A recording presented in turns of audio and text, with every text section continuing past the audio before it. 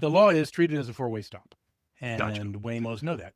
Now, I'm going to get into what Waymo has said about four-way stops because, Hmm. in fact, I know this in a sense even. So I worked at Waymo, but it was now 13 years ago. So I'm not up on any Some insider things have information changed. about the latest thing. But probably the very first thing that Waymo realized was that four-way stops were sort of the first thing they realized, oh, wait, we cannot drive like a grandmother, Hmm. right? Because the original instinct of everyone putting a car out here is, be very timid. And they learned if you do that at four-way stops, you don't go anywhere. Brad Templeton is a longtime speaker and consultant in the autonomy space. He has advised companies including Waymo, Zoox, Cruise, and Starship since their early days. And Brad also runs robocars.com and writes about self-driving technology for Forbes. Brad, how are you doing today? Pretty good, and Happy New Year almost. I don't know if we're going to air this, but the year's almost over here. I think we will air this in 2026. So we're doing this, I guess, I don't know if it's from the past or the future, but excited to have you on. And the reason why I wanted to talk to you about this is I feel like this story, I don't know what I'm going to title this episode yet. I'm thinking maybe Great Waymo Outage of 2025, but it still seems like it's picking up steam. I mean, certainly, there's a lot of people. I was surprised by it, so I think Yeah.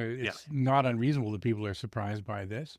Trying to piece together why something like that happened to Waymo, what it's a harbinger of, I think is most important. In fact, one of the messages that, if we get right into this, is that self-driving cars, like the Waymo, are going to make mistakes, and they're going to continue to make mistakes for the rest of their existence because perfection is not an option.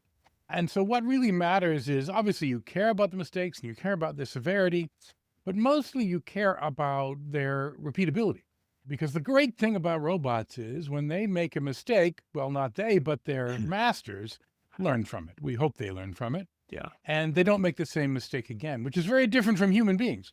Human beings sort True. of make the same mistake, and even that human being will make the same mistake, but the other human beings will certainly make it.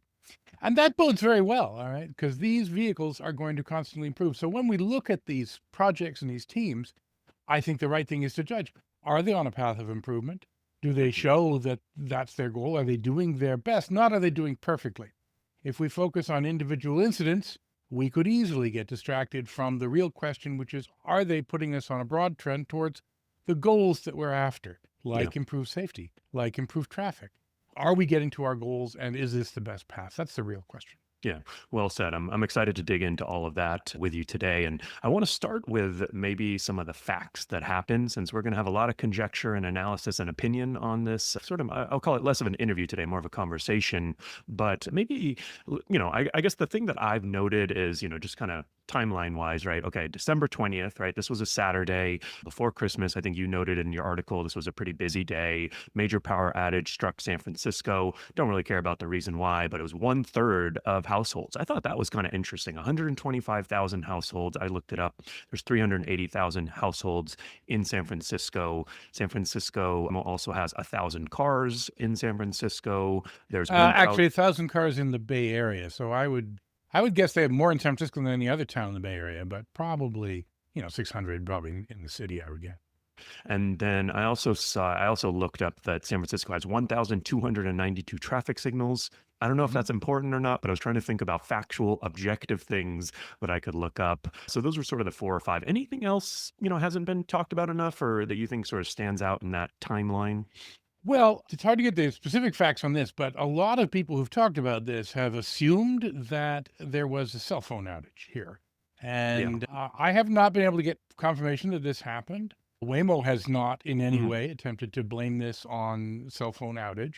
Mhm. Um, Good point. Most cell phone towers have at least 4 to 8 hours of battery, and most of them have generators.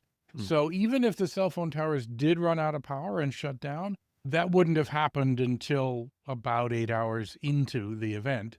So I don't think that that's a factor. Many people are assuming that's a factor. Yeah, that's a good point. So it's sort of a TBD, may not have been an issue. We'll get into the cell service and if or how or why that matters. I guess objectively, though, the power went out, lights went out. We saw videos of signals out. So that sort of happened. And I guess that's where and when the chaos started for Waymo. And I think the videos that were shared on social media, I think were basically Waymo's stuck, I would say, blocking intersections, blocking traffic, not necessarily pulled over. Is that kind of what you saw? Yeah, I mean, the worst videos show 4 or 5 Waymos, Yeah. Some of them caused in were an quite a lot. intersection. Yeah, I don't know if anyone's counted or how many different videos. Now, another fact, at least, or it's a statement of Waymo, Mm, they say that they successfully navigated intersections on their own 7,000 times during yeah. this outage. So they were doing we don't have any videos of that.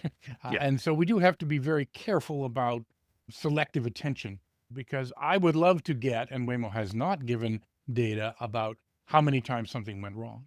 Now, I think broadly, while this Well, and is a that's a very good point. interesting You wrote problem, that in and your last article. And also, I don't think that Waymo is lying about that 7,000 number, but I think the omission is what you're referring to. And I was hoping you read that in my newsletter, but I think you also came up with that idea on your own is okay, what about the signals that they did not traverse successfully? yeah, What is the denominator there? If it's 10,000, 7,000 divided by 10,000, not so good. If it's 7,100, okay, pretty good. And so I'm always very skeptical of tech companies when they omit yeah. certain data, if that makes sense. And I'm going to be critical of Waymo here for the transparency on this. Mhm. I understand their fear, and by the way, the the public reaction to these events makes them feel more fear, right? Yeah. They're saying, "Oh my God, we if we admit something, it'll be all, people will take it all out." And so they have this instinct, and they close in. And sadly, I saw this happen with Cruise Mhm. quite a lot just before their end. And of course, their end came from creating a culture of secrecy inside the company, Yeah. which did them in. I mean, there were other factors as well, but the culture of secrecy was probably the biggest thing that led to the fall of Cruise.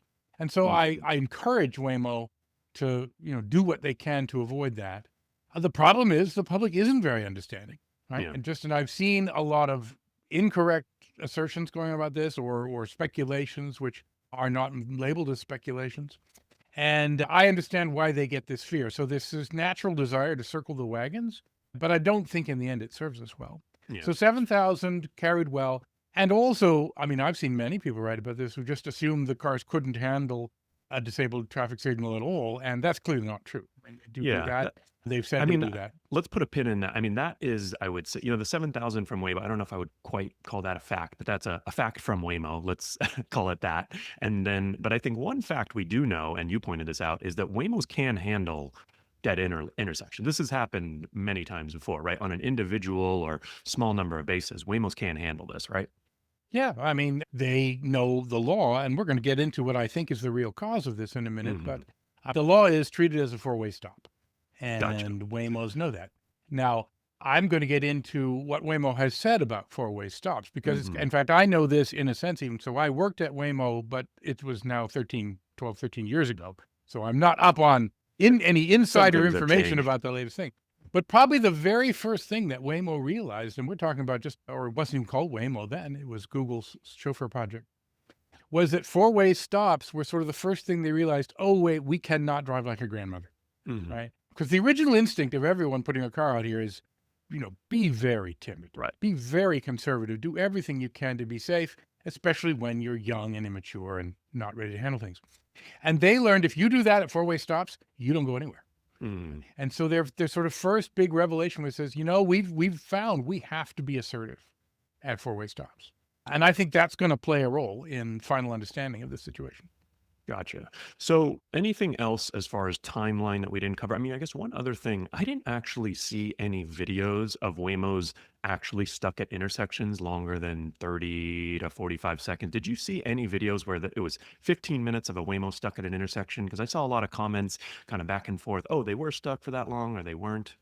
Is there anything factual you saw around that? I haven't done a complete survey of the videos. Maybe Mhm. somebody who's more diligent, like It looked pretty Mr. hard. Campbell, wants to do that. I'd be interested in someone getting that result. But no, I don't know how long it was. It was certainly long enough for people to notice, and it was certainly long enough, at least in two or three intersections, for several Waymos to join the Yeah. fun.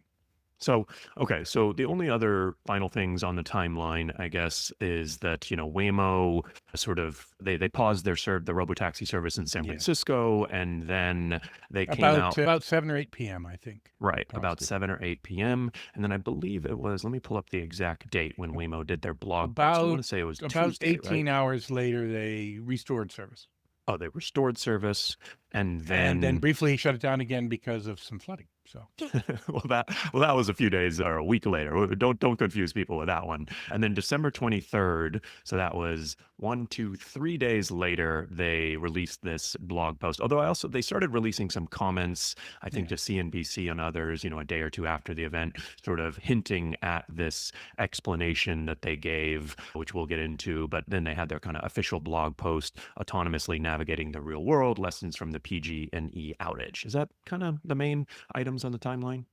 yes, I think so. Anyway, and in that post, of course, I mean, again, if it's again a statement from Waymo, but I think it's unlikely they'd lie about it. Yeah, That they fair. have said that they had a backlog in their system which handles requests for assistance from vehicles, and that this was the cause of the congestion. So, for those who may not know, what exactly does that mean? Yeah, boy, people don't know about this because it's complex. So there are a lot of Well, people, in Waymo fact, also doesn't talk about their teleoperations much. I mean, they talk about it. So everyone does it. Right. And so a lot of people say, well, these vehicles are fully autonomous. I have a little joke that when a vehicle's autonomous, you can say, take me to the office. It says, I'd rather go to the beach. Yeah. That's a fully autonomous vehicle. But these vehicles are not that. But they are, at least Waymo's vehicles, they say, are mostly autonomous, that they're, Mhm. they're driving 99% of the time entirely on their own. But nobody is building one or even intends to build one that doesn't occasionally rely on human beings to Yeah. go after the long tail of complexity on the roads. It's a dream for someday, the so-called level 5. Sure. I hate the levels. I'm their biggest enemy. They shouldn't exist. But level 5 actually made sense because level 5 is this actually doesn't happen. This is to Yeah. tell you that we don't do this. We do less than that, and we're still useful. And that's what happens. So anyway, there's several levels, however, to use that word in a different sense, of assistance you could give to a vehicle. And the most extreme is what a German company called Vey does in Las Vegas. They have remote drivers Right. who are actually, have video game steering wheels and big Yep. rows of monitors and everything else. And they're driving the car. And then you can have simply a system where people are watching the car, just looking through the cameras over the data networks and able to do things like take over if they have one of those steering wheels. Mhm. This is what I think Tesla has. At least we've seen photographs Yeah. suggesting that they have that. You can have, again, someone just watching it with just an emergency stop button. And so all they can do is say, holy Mhm. crap, we gotta tell this car to stop what it's doing and get to a safe state. Then you have the ability for the car to decide, you know what, I think I'm not fully safe or I'm not fully confident I can hit our safety target in this situation. So please, human being, give me some advice. Yeah. And this advice, in some cases, could be a video game steering wheel, but it's not that. Waymo says they don't have that. They don't have any Right. steering wheels. What they have is a way for someone just at a keyboard, they don't even have a joystick, to give the vehicle some advice. Now, Waymo has never described this. Cruise actually described their system in some detail. What do, and what I do we think want to Waymo's, call Waymo's people? Or do we call these remote operators for yeah, they're this? usually called remote Call it operation remote staff. operators, or try Yeah. to at least. Yeah. But it is so they're not remote drivers. They are, and remote assistance or advice would be another term Yeah. that they would use. Now, the normal way this works, at least it did at Cruise, and this is, I think, a pretty common theme, is the car actually is looking at the situation and it sees, 3 or 4 things to do. And normally it wants to have one that it's 99.99% sure is a good and safe path. But it can't find any that it's that sure of. But it puts up the top 4 or 5 or whatever it is on the screen of the remote assistant. And the remote assistant says, yeah, take the first Mhm. one. It almost always says take the first one. The car Right. is normally Usually, right right. about what to do. But sometimes it says there's another one. These are high level plans. They're things like, should I take the second left? Should I Mhm. make a U-turn and get out of here? Right? Should I back up and so on? Sometimes that's not enough. And so the remote assistance people can give the car waypoints, as it's called. So they get a little map of the area which the Mhm. car has built, and they click their mouse and say, drive here, then here, then here. And that's your way out. You can get around a pit in the middle of a road or a stalled vehicle if Yep. the car cannot figure out how to do that. The car does all the actual steering and avoiding things. Right. It's a little bit more like you being in the back of an Uber and Telling telling them your where to go. Uber driver, take the second left of there. Not that the Uber driver ever listens to you, by the way, when you say this. Yeah. In this case, and this is actually a little important, Phil Koopman has making a big bug about this right now. that the car definitely obeys like a robot to the remote assistance operator, so that Hmm. one of the commands that can happen is the car says, I think I'm stuck at a red, what's going on? And the remote operator says, oh no, it's actually good to go. Go. You think there's a red, but go. Now, an Uber driver might not obey that either, but the car will obey that because this is the human's judgment. This is Right. why we've They give paid for the human. priority to the remote assistant or operator. And I guess bringing it back to this Waymo situation, Waymo said that, okay, we had a bunch of cars that, power lights went out. We normally know how to stop that or how to handle that. And these Waymos got stuck at the traffic lights. So they all kind of called home at the same time, basically, right? Yeah, or hopefully not exactly at the same time, but when they got to the in intersections, in a much which is higher a pretty rates frequent. than Right. normal. And I think this is important to understand because people were sort of freaking out about this, right? Okay, so Waymo uses these remote assistants in normal average baseline conditions. Let's say they have, well, to be simple, 1,000 cars on the road. We have no idea, right? But let's say they have 50 operators on standby, right? And they know that, okay, at certain times it might spike to 75 or 100. So I'm sure that they've planned for that and they kind of have those standard deviations in their Yep. plan. But when it exceeds, one or two or three standard deviations, like in a situation like this, that's when they do not currently have the ability to handle all those requests at once, right? Does that make sense? Yeah. I mean, I don't actually think they have a ratio as good as 20 to 1 that you just said. I think that they all plan to get a ratio that's as good as, say, 50 to 1. And I When mean, the Cruise higher the was, ratio, the better from a financial perspective. So they're probably yeah, on the more conservative side, I would say. But I think there was a good point brought up. Oh gosh, I'm bad. I'm totally blinking on who said this, but it was either Jeff Tumlin on a recent interview of mine. But that the companies now have they're starting to get a financial incentive when it comes to safety, right? So yeah. eventually they're gonna have to make money, or they're gonna have to kind of trend that ratio, upwards, right? Which would be better Well, for their margins. by the way, Uber and Uber drivers make money at a 1 to 1 ratio. Right. And, even actually, even a 2 to 1 ratio, if you think about Uber drivers who spend all their time idle waiting for rides, when you have a remote driver, for example, as Ray Hmm. does, you don't need a person while the car is sitting waiting. It's a Yep. big advantage over having a Or even human while you're getting in the waiting for vehicle. the passenger to come outside, which Uber That's right. drivers know takes 5 minutes sometimes. Even when you're stopped at a traffic light, if you want to get really specific, Yeah. right? Or anytime you can trust the vehicle to handle everything, which is stopped at a traffic light, you can trust the vehicle beep when the Okay. light's about to change, right? So there is actually an economic case at the price that they currently charge, because they charge an Right. Uber-like price for Waymo, even more sometimes. Hmm. You could actually do it with a small ratio, but everyone's goal, of course, is to get the ratio very good. I had a chat with Kyle Vogt, the CEO of Cruise, just before their failure, when it was leaked how often Hmm. Cruise was doing remote intervention, which was about every 5 miles, I think it leaked out. And a lot of people said, wow, that's really often. I mean, maybe it was 5 minutes, but it was pretty frequent. I think it Hmm. was 5 minutes. And everyone's saying, oh my God. And Kyle was like a little bit shocked that people thought that was a bad number. For him, it was exactly where he wanted to be, right? At that stage in Cruise's life, they were happy to, Sure. need one operator for 5 cars or whatever they needed for that thing. So I don't know what number Waymo has. They haven't said what number Waymo has. I know that at most places they would dream that someday they'll have 50 to 1 and Right. maybe even 100 to 1. No, I don't think So they'll ever get that. but I guess whatever the number is, I mean, that was the root issue of why all of these Waymos were stalled. It was because they called home, there weren't enough remote, which I think makes sense, right? Yeah.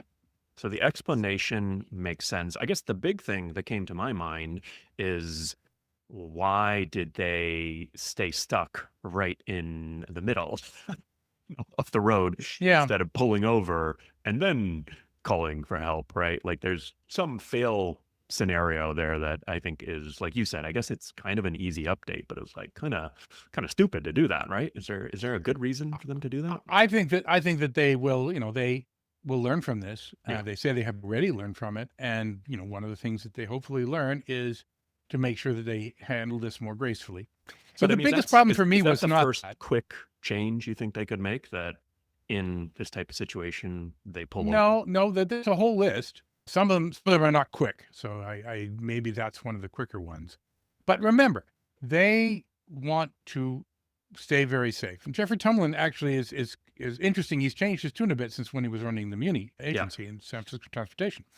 He has criticized them for saying that, for focusing way too much on preventing crashes, right? And, I think they I have a think reason why I they think he focus. said that that is what they're typically judged on, right? When it comes to metrics or DMV or things like that, right?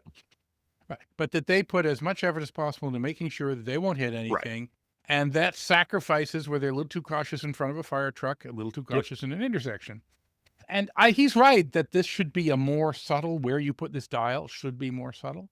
I think it's interesting to examine what's pushed companies like Waymo to turn that dial the way that he says they've turned it. And he thinks they've turned it too far that way. Now, when he was heading I Muni, mean, it's the C fair. was not saying this. Right. I mean, but it's a fair, I mean, if you're Waymo, it is better to not hit someone and kill someone than to cause traffic backup, right?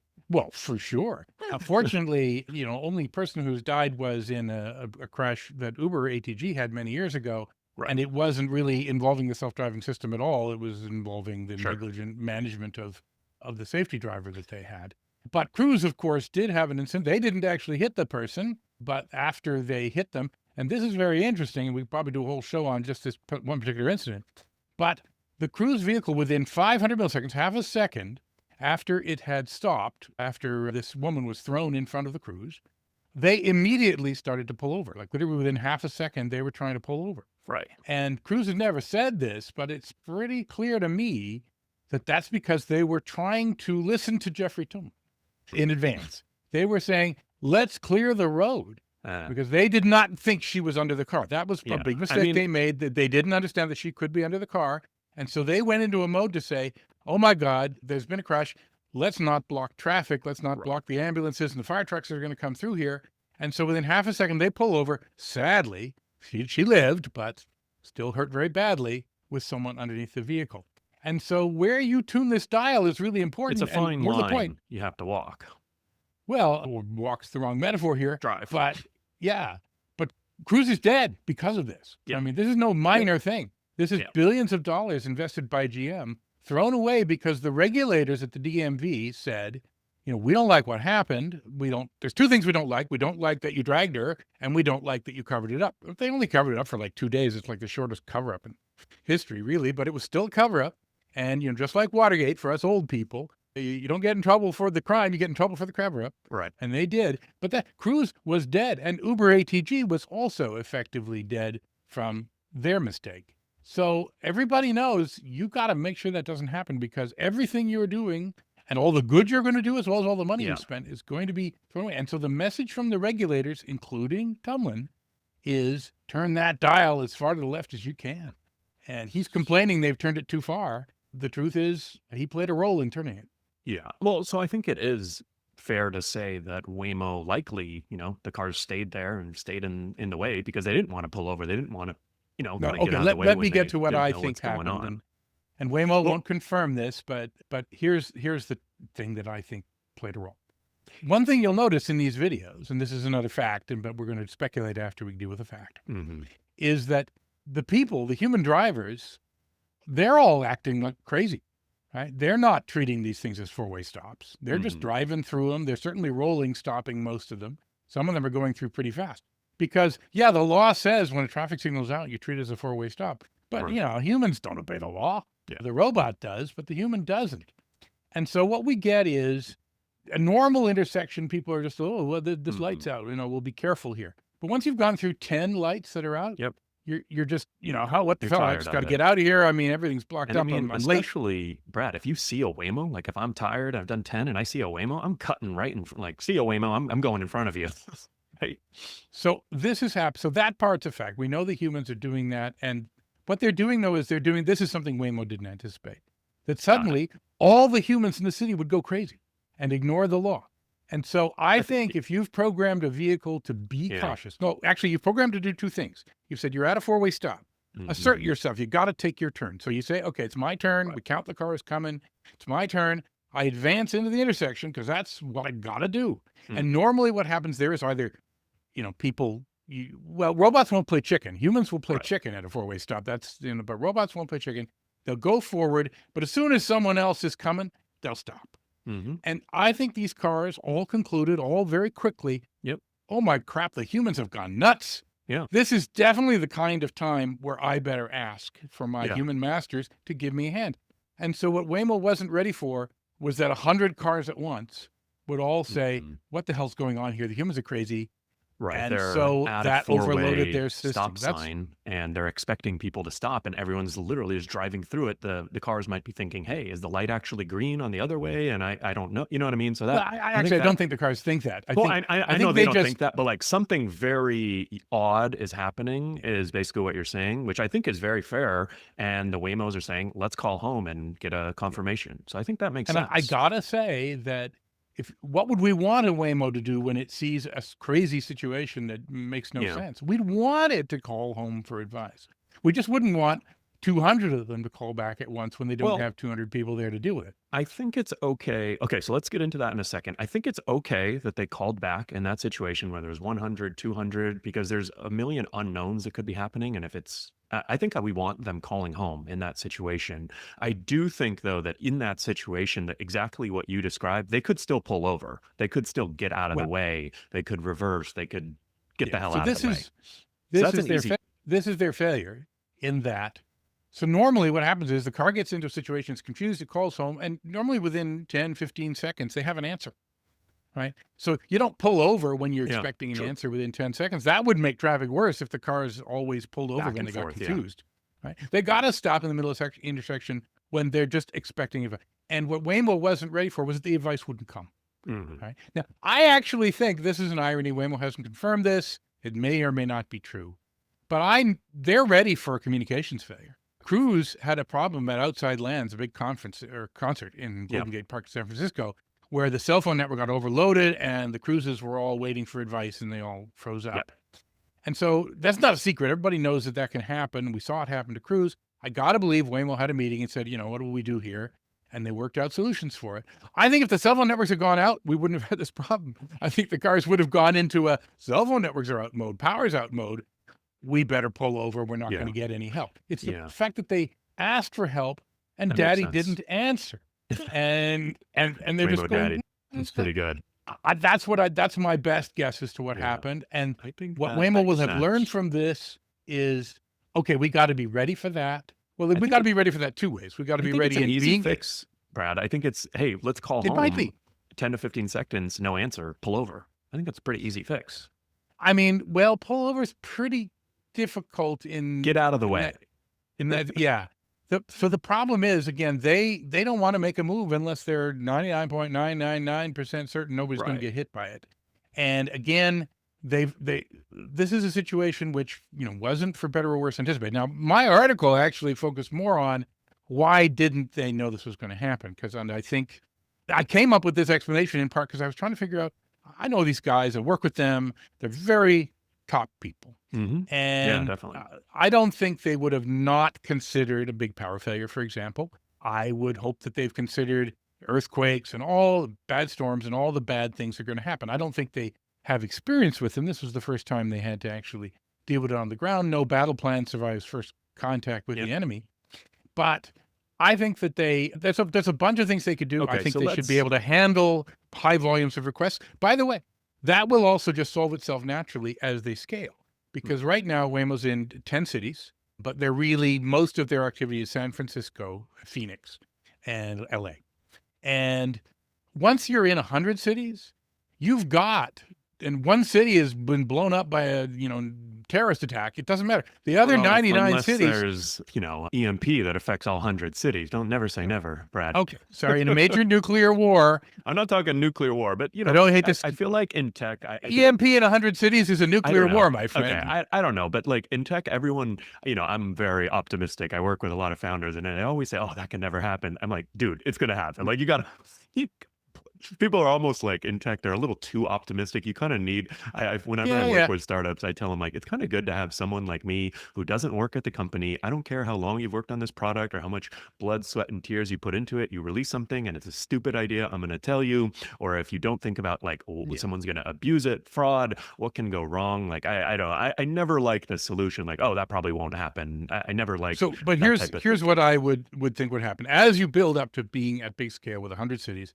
you naturally have much more Yes. wiggle room in your capacity of your remote assistance people. Fair. Secondly, you have all the people who are off shift, right? And I'm guessing maybe they didn't have a system, but you want to have a system that says, wake up the people who are off shift because we got this big, pay them some fat overtimes because you I had to wake mean, how them up. about the Waymo employees? Like, hey guys, Well, right. they should probably all be trained on, yeah, Dmitry Dolgov and every other Waymo engineer. Waymo has 3,000 right. employees. Alphabet has 200,000 employees.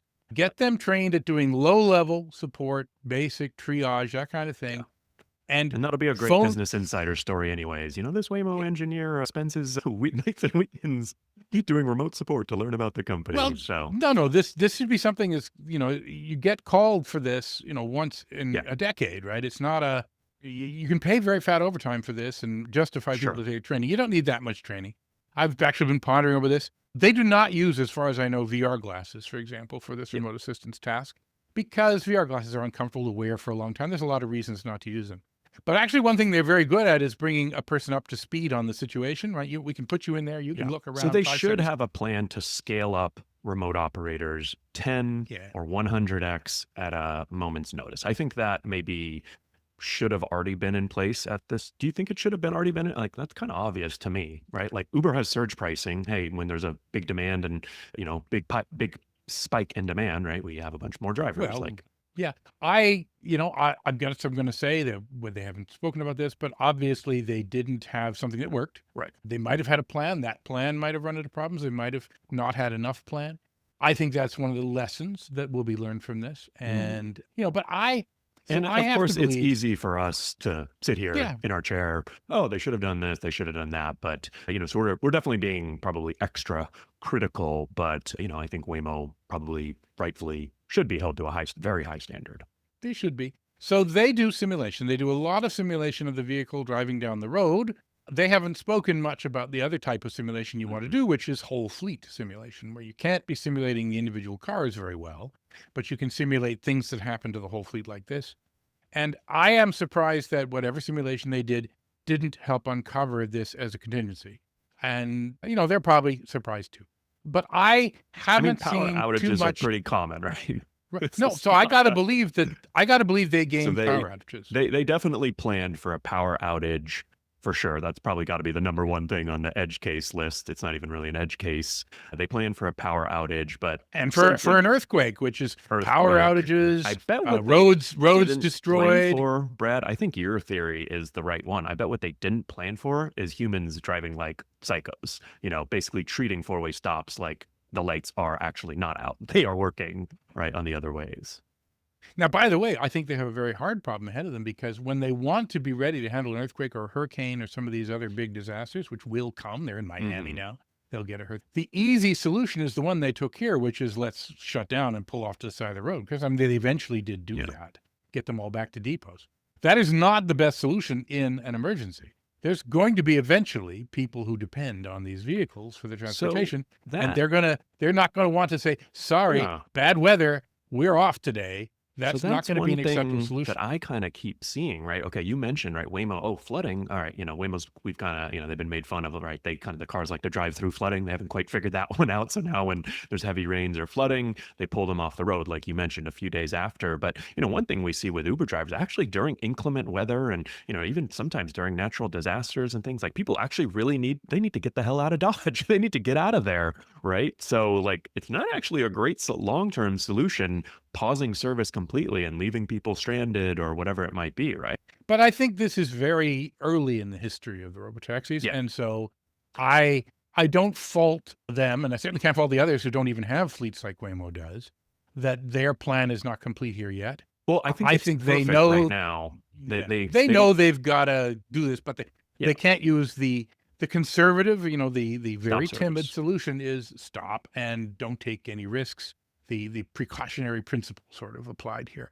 And that's not going to work forever, but they need to make, you obviously cannot test your earthquake response in anything but simulator. Right. I mean, because the other approach is let's wait for some earthquakes and see what happens. Not so great. I mean, definitely earthquake has got to be I've got to believe they would have simulated a power outage, but they obviously, simulations are not perfect. They didn't catch what was going to happen here.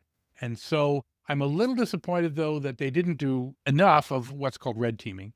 A red Mhm. team is when you have a deliberate team of adversaries who try to break your system, usually in cybersecurity, but it can happen in all other fields. And there should have been people trying to say, okay, what would break this? What's it take to break us? What if we got 1,000 support requests? And someone Yeah. else would say, oh, we'll never get 1,000 support requests. Yeah, and like you said, never say it can never happen. Right. The red team's job is to say that, in fact, to even show how it could happen Mhm. and stress test the crap out of it.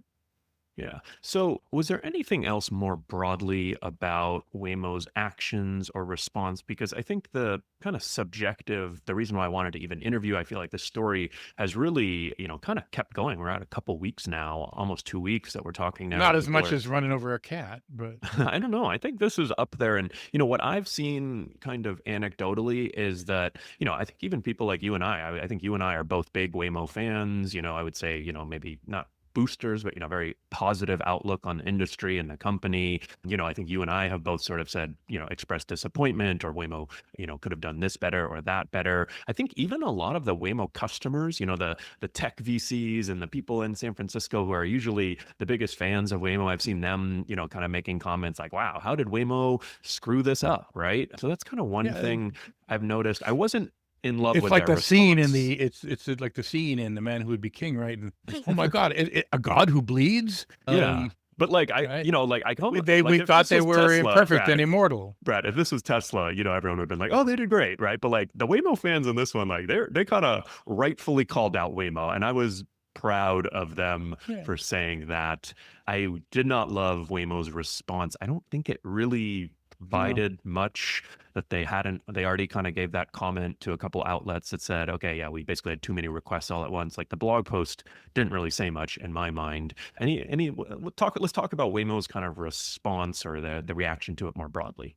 Well, my advice to Cruise, to Waymo, to all of these companies might be bad advice, and they don't want to take it. But yes, to be more transparent and make Yeah. every story not about the fact that we made a mistake. To say, listen, we made mistakes. We're gonna make more. What you Yeah. should care about is, are we fixing them? Will they never happen again?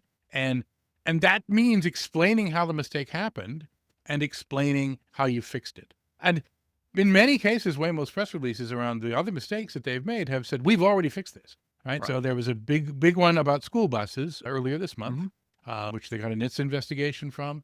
They had a flaw. They didn't they were misjudging whether the school bus was stopped with its stop sign out. And so they were driving past the school bus. And that's against the law.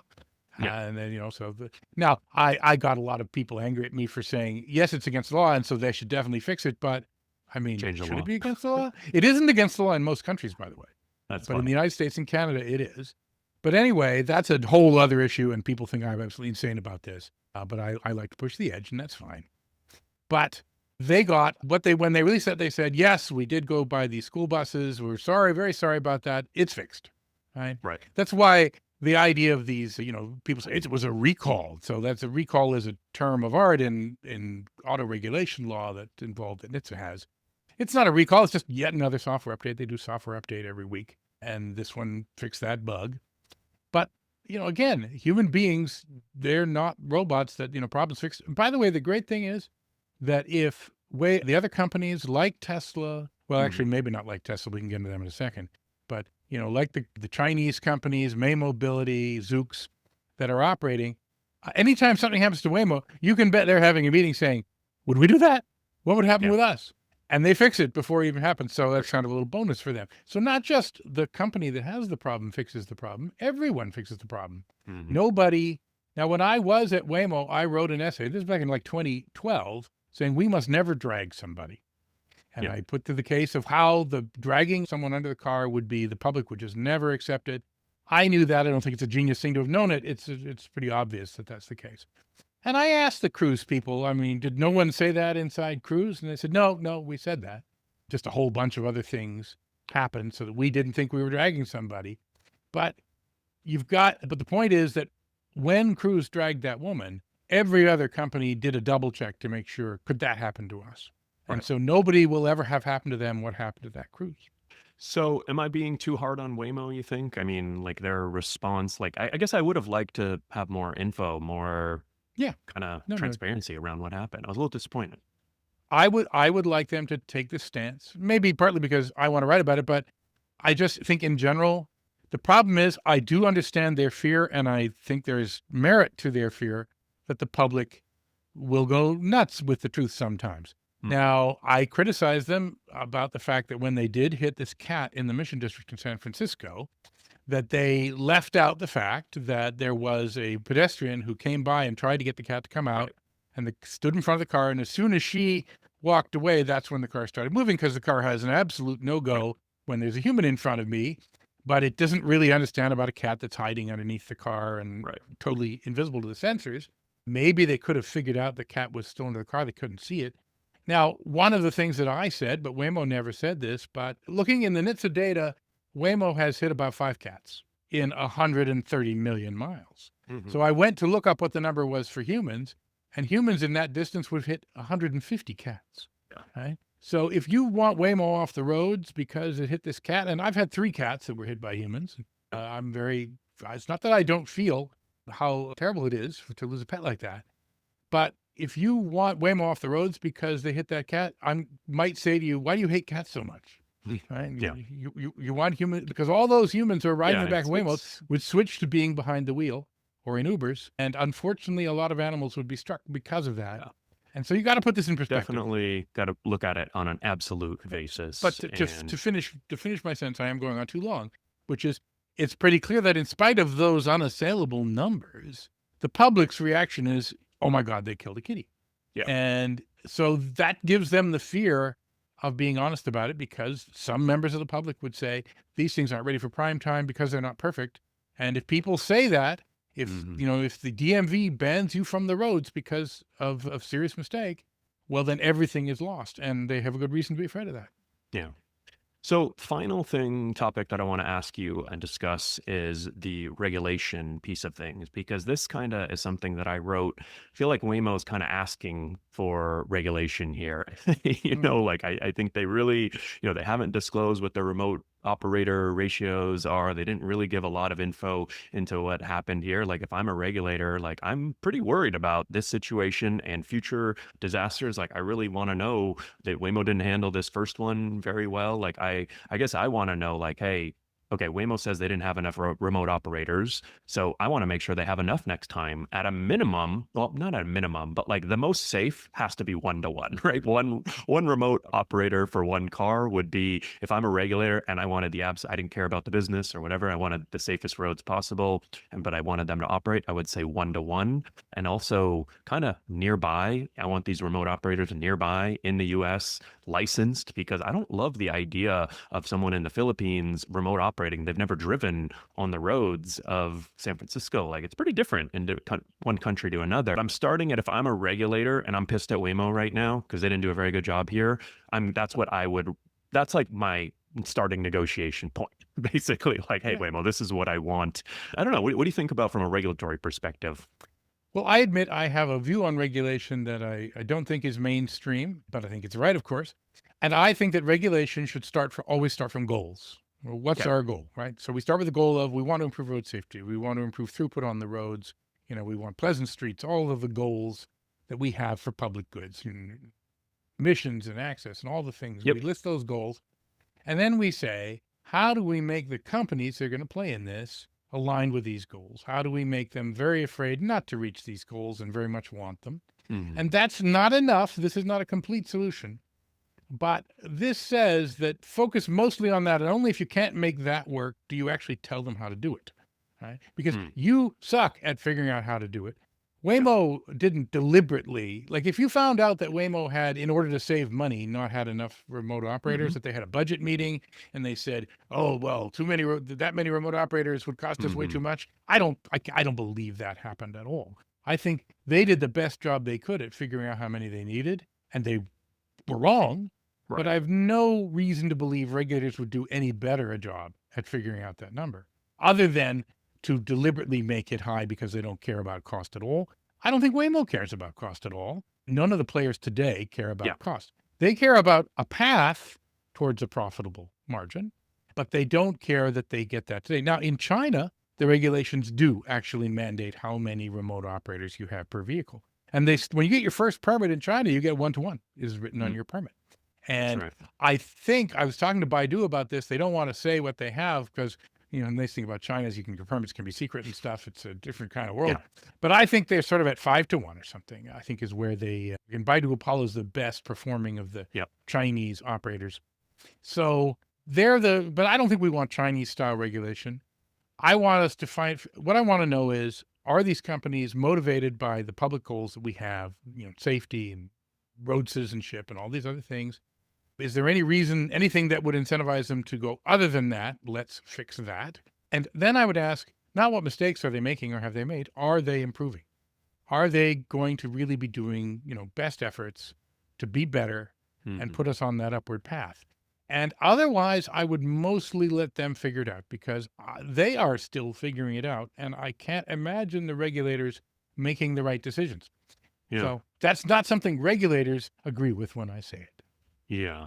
I mean, I think there was a new law that's about to go into effect on food delivery. If any piece or part of the order is wrong, you now get a full refund, which is got to be one of the stupidest, kind of good at heart, right? But one of the stupidest laws I've heard from regulators lately, because now a bunch of people are going to fraudulently report, oh, my fries were missing or my ketchup, to try and get the Well, full I've heard a refund lot of Uber Eats cash. drivers do eat your I fries, mean, but they do, but at the end of the day, right? It's a product. If you're enjoying the product, use it. If you're not, don't. I don't really know why you need regulators in that case. In this case, I think it's pretty. I had someone ask me, why was this even such a big issue? And I said, I don't know. I mean, I think it's kind of obvious, right? If there's a bunch of Waymos stuck in the road and a natural disaster or power outage, like not a good thing. And then imagine if there's thousands or tens of thousands of these, right? so if you can conclude that Waymo is not properly motivated to handle disasters like outages, then it makes sense for regulation to come in and say, let us change your motivations. Let's make, and maybe let's even get involved in how you run your business. Although again, So I don't you think that'll think work this very was well. enough of a wake up call for Waymo that if I was a city regulator, I would sort of just trust them to do the right thing the next time around? I might ask them, please tell me what you've done. Right. Yeah. So you decide what to do. You tell us, Yeah, I or you think tell that's a the good starting public point. what, how do you know this won't happen again? And if Waymo's honest about that, they'll say, we can't absolutely be sure this won't happen again. There's Mhm. going to be Give us something else that'll come specifics. up that nothing happened. But we're going to do the best job, maybe not the best job that anyone can do, but we're going to do a grade A job at figuring this out. And you telling us how to, because I'll tell you something. Unfortunately, the regulation attempts so far have not been well crafted or successful. They have put in a requirement that disengagements be reported, Right. and that didn't work at all, right? Everybody just figured out what they would call a disengagement, and we got Mhm. numbers we couldn't compare. We got, and it's a requirement that you give all the details of any incident you're in. It's very useful, but Tesla just draws a Right. black They redact box everything. around anything interesting. It's not, you can't break through it like the Epstein files, right? So although someone blamed Elon Musk for the fact that the Epstein files redactions, you could undo them Yeah. because Elon cut the budget for them to No buy Photoshop. the pro version of Adobe Acrobat. And so they have the cheap version where you can't fully redact. Uh, Anyway, so it's secretly Elon's fault that happened. so However, that's the track record is poor here. yeah. And I think you want to work together with the teams. I Mhm. definitely think you start with transparency requirements, right? And but it's actually a very tough job to write a transparency requirement that will actually work. I have proposed a system that maybe could work, although it's only for incidents. It's not for things like I got stuck in the intersection because that Well, it's hard, and tend to, that's where I think there's sort of more binary situations, right? Where like I killed someone, I hit someone, yeah. but what about these like I'm blocking a fire truck situations, right? Like how do you track that? Is it through 311 calls? Like I think that's where Waymo really needs to, kind of have a little more or a lot more transparency. So I actually like this, kind of ending on a positive note. I don't think we need to come after Waymo with the regulatory pitchforks just yet, but I do think it is important. Okay, we gave them a few days. They had this blog post after the incident. I don't know when a reasonable time frame, maybe a month. I'd say a month is probably plenty of time. This should be a pretty important issue that they should, kind of release some more data. They should release some more finding, what they're going to do to prevent this. And if I'm a I city would regulator, hazard, I'm emailing them right now and say, hey, let me know when you're going to do this. Otherwise, I'm I'd emailing hazard Brad. they probably will build an emergency preparedness report. They have these big reports about their, interface with emergency responders and everything else. Yeah. But let's be clear, by the way, and we said this at the beginning of it, nobody was in danger here. Okay. Yeah. And, some traffic that was already snarled got a little more snarled. In the grand scale of disasters, this one's pretty milquetoast. So Right, but I I think it could have easily been an earthquake, right? An earthquake could be coming the next time, and in that situation, I think, maybe actual lives are on the line, right? So they should, I think making a statement about what they've done for emergency preparedness Yeah. makes perfect sense. And it makes sense the So if they state to released demand that. Yeah, if they released a report that's like, hey, here's the top 5 edge cases, failure modes that we are preparing for in a situation of an earthquake. Here's what we are expecting to happen, and here's how we are planning on handling it. They don't need to release, all their private data around remote operator ratios. But, like you said, they say, hey, we normally have a certain ratio of remote operators. And in the event of an earthquake, we have the ability to draw in employees, our secondary workforce, off shift, whatever. And then people can kind of publicly poke holes in that before it Right. happens. I like that. And even the regulators can have opinions on it. I don't think it's time for them to like set minimum bars and stuff yet. Right. But let's also put another thing in perspective. All right. So yes, these companies all want to make a lot of money and they have profit motive, and we have to, bend it back towards the public good from time to time. And that's the role of regulation, to figure out what those goals are. Mm-hmm. But Waymo says they're having 1/6 the injuries of ordinary human drivers. Yeah. Which is that they've already reached a very important bar, and it's a great bar to reach. So as Waymo scales and starts supplying a lot of things, we're talking about a pretty serious decrease in the number of deaths and injuries and property damage. And I'm not talking about small numbers. I'm talking over years and across the world, millions of lives, Yeah. Billions of injuries and trillions of dollars. Yeah. You start talking about a trillion here, a trillion there, you're starting to talk about real money, Yeah. to paraphrase the old joke about a billion. Now, the more we delay this, and this is a chilling number, but because these million people who will die if we don't deploy robotaxis, they're not going to be killed by anyone we're going to see. They're just going to be killed by drunk humans, right? We don't like being killed by robots. We'd much rather be killed by drunks. We're kind of funny that way. That's what's going to happen. So we won't know who to blame. We won't say, okay, oh, you died because they didn't let these robotaxis out on the road. You declared they were not ready for prime time, and you wanted them to be more cautious. I think in order to get them to be cautious, they should be cautious.